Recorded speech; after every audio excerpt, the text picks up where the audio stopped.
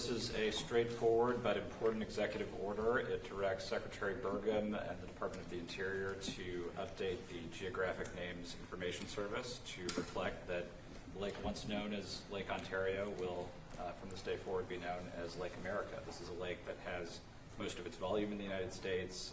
The deepest parts of the lake sit in United States territory, so this will reflect that this is an American lake. Thank you. Okay.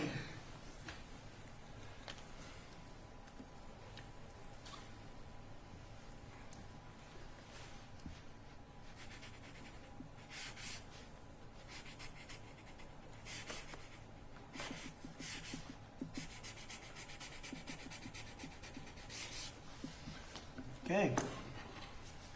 Thank you very much. And we filed all the necessary papers, documents, everything else. We notified all of the various people that we have to notify. So we've done everything that you have to do.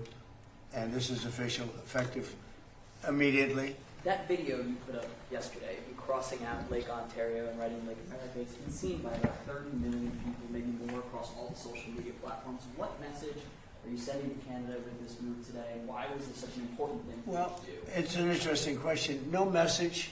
As you know, Canada's been ripping us off for a long time on trade, very sadly. Even the military. You know, we defend Canada for nothing. We don't get anything. They don't pay us to defend Canada, but we defend Canada. And they understand that. As an example, we bought icebreakers. They'd like to use them. We have 11 brand new icebreakers coming in.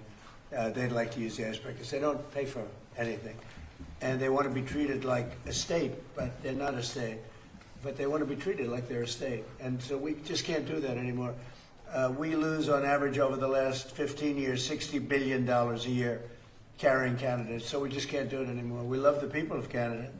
I don't think their representatives do an appropriate job. Maybe they'll change. I really don't know. I mean, it doesn't make much difference. But we can't let the whole Canadian thing has been going on for decades, and it has to come to a stop. So we're going to be doing tariffs on their cars that are coming in at a substantial level, because we want to make the cars here. We don't want, you know, if they can make their own cars if they want, and they can continue to make their cars for Canada, but we don't want them to make cars for the United States of America. It's very simple. Likewise, many other products. So the lake change, Lake of America, was something I've been thinking about for a long time, actually. As you know, we took something called the Gulf of Mexico. We changed it, and now it's very routinely the Gulf of America. So if you think about it, we have a Gulf and we have a lake. Now all we need is an ocean. So maybe we'll have to change the name of the Atlantic and or the Pacific. Maybe we'll change them both. Why are you so focused on doing things like this towards America's allies instead of doing things that... Well, they haven't treated us well. The Canadian officials have treated us very badly. They're nasty people.